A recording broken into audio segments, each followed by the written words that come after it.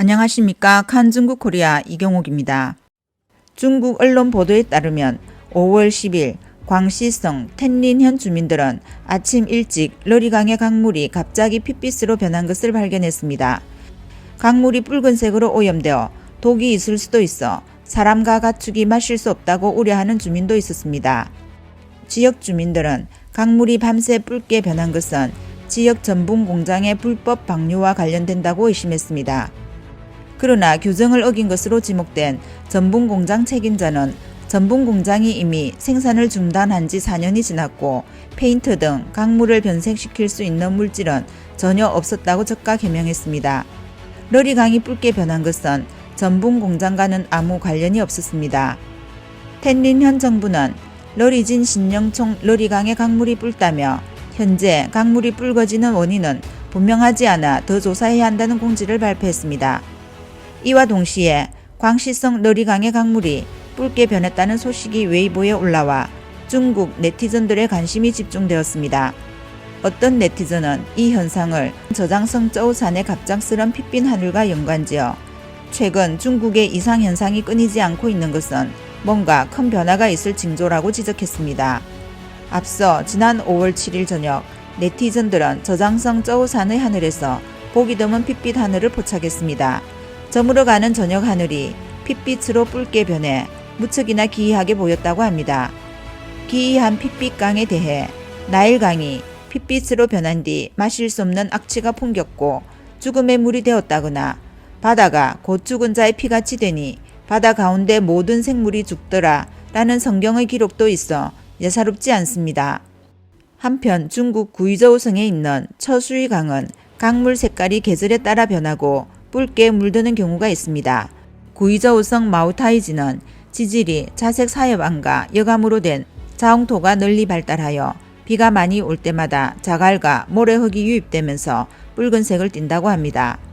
그러나 이번 러리강의 붉은색 강물 현상은 이전에 나타난 적이 없었습니다. 그렇다면 이번 러리강은 어떤 특정 지역의 지질 조건으로 인해 붉게 물든 것일까요?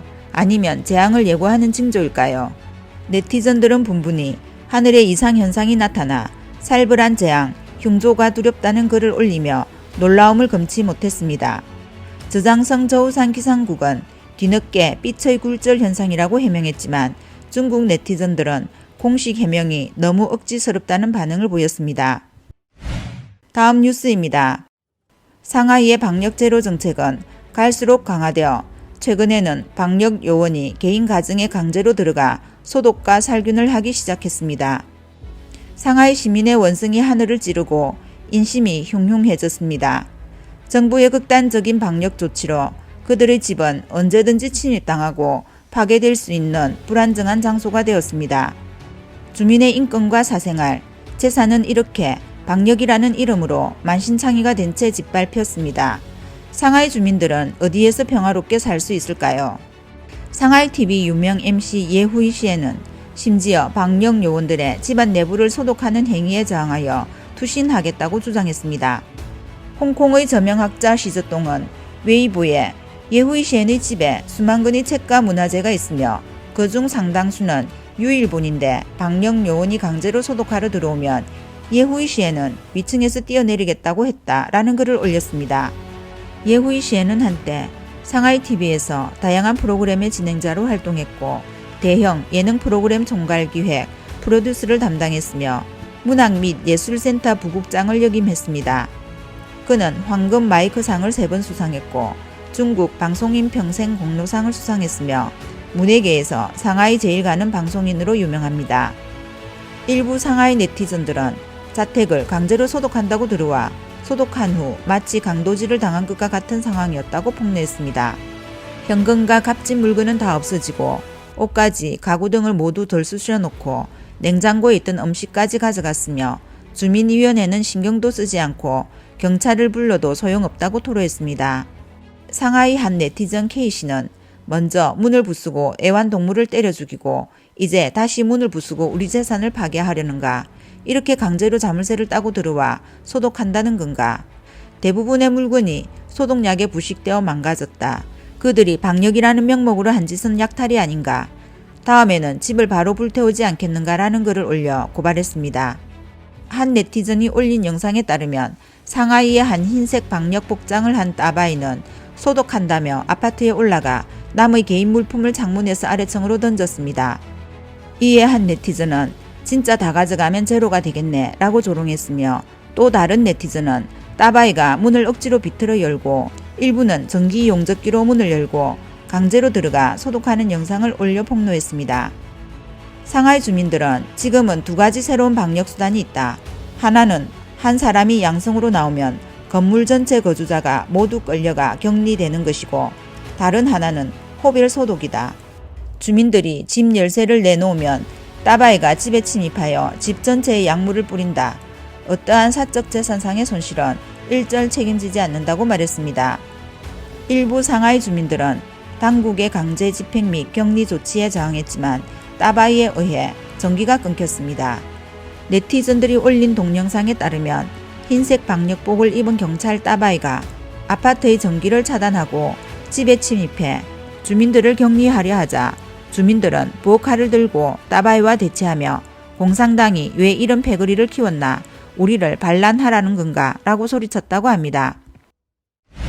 다음 뉴스입니다. 친베이징 발언을 거듭해온 세계보건기구 사무총장 테드로스 아드하놈은 지난 5월 10일 기자회견에서 중공의 제로화가 오래가지 못할 것이라고 비판했으며, 유엔 공식 웨이보에도 테드로스의 논평이 리트윗되었습니다. 하지만 해당 블로그 글은 11일 검열 후 삭제됐습니다. 세계 여러 나라가 제로화 방식으로 전염병 확산을 막으려 했으나 지금은 대부분 이미 바이러스와 공존하는 방향으로 바뀌었습니다. 그러나 중공은 제로 정책을 고수하고 있습니다. 상하이는 지난 3월 말 전염병 발생에 대응하여 엄격한 제한 조치가 내려져 지하철 운행이 중단되고 당국이 강제로 거주지에 사람을 보내 주택 소독을 강행했다는 소식이 전해졌습니다. 시진핑 중공중앙위원회 총서기는 지난주 정치국 상무위원회 회의에서 방역의 동적 제로 방침을 확고히 고수할 것임을 분명히 했습니다. 테드로스는 코로나19가 끊임없이 진화하고 점점 더 전염성이 강해지고 있고 바이러스에 대한 이해가 깊어짐에 따라 더 많은 방역 도구가 만들어졌다. 코로나 바이러스에 대한 중국의 제로 정책은 지속 불가능하며 다른 방역 전략으로 전환하는 것이 매우 중요하다고 강조했습니다. 이것은 WHO 회원국의 지역 전염병 예방 정책에 대한 테드로스의 전문 논평으로 그의 논평은 유엔의 공식 웨이보에도 게시되었습니다.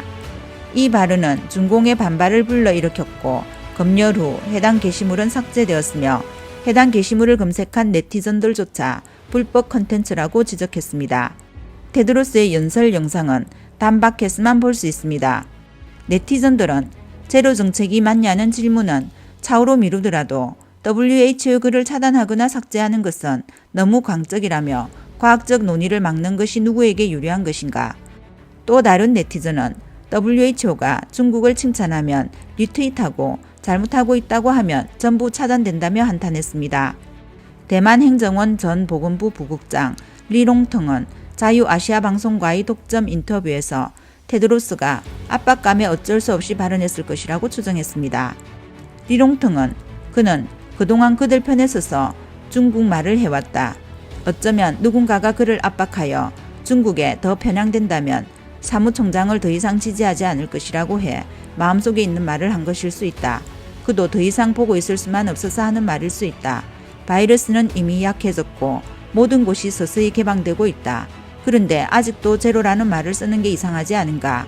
하루에 몇만 건의 사례가 무증상이다. 그럼 독감보다 더 심각하지도 않다. 앞으로 아무것도 감염되질 않길 바라는 것은 불가능하다라고 말했습니다. 오늘 소식은 여기까지입니다. 구독과 좋아요는 격려입니다.